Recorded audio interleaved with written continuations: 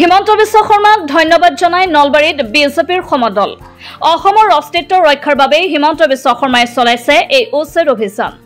নলবাৰীত ধন্যবাদ সূচক সমদলত অংশ লৈ ক'লে মন্ত্ৰী জয়ন্ত মল্ল বৰুৱাই। ২৬ৰ বিধানসভা নিৰ্বাচনৰ বাবে যুদ্ধংদেহীভাৱে তৎপৰ হৈ পৰিছে শাসক বিজেপি দল আৰু চৰকাৰ।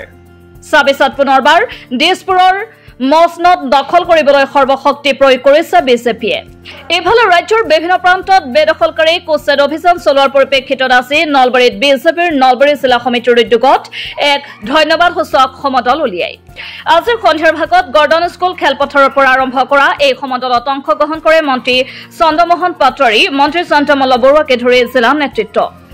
ধন্যবাদ সূচক সমদলত অংশগ্ৰহণ কৰি মন্ত্ৰী জয়ন্ত মল্ল বৰুৱাই কয়, অসমৰ অস্তিত্ব ৰক্ষাৰ বাবে হিমন্ত বিশ্ব শৰ্মাই চলাইছে এই উচ্ছেদ অভিযান। হিমন্ত বিশ্ব শৰ্মা ডাঙৰীয়াই গোপীনাথ বৰদলৈ বিষ্ণুৰাম মেধিৰ পিছত একমাত্ৰ মুখ্যমন্ত্ৰী যিয়ে অসমৰ অস্তিত্বৰ কাৰণে, অসমৰ খিলঞ্জীয়া মানুহৰ অস্তিত্বৰ কাৰণে এই ধৰণৰ উচ্ছেদ অভিযান চলাইছে।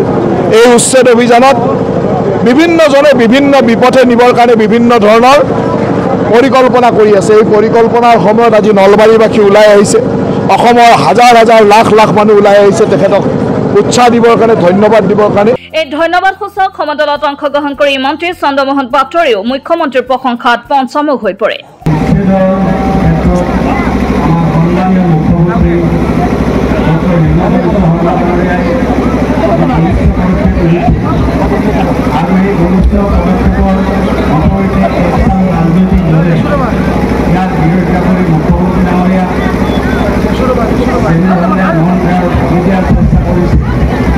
আজি সমগ্ৰ অসমত নলবাৰীৰ নিচিনা হাজাৰ হাজাৰ লোক ওলাই আহিছে আৰু হাজাৰ হাজাৰ লোকে ওলাই আহি আজি মুখ্যমন্ত্ৰী হিমন্ত বিশ্ব শৰ্মা ডাঙৰীয়া আজি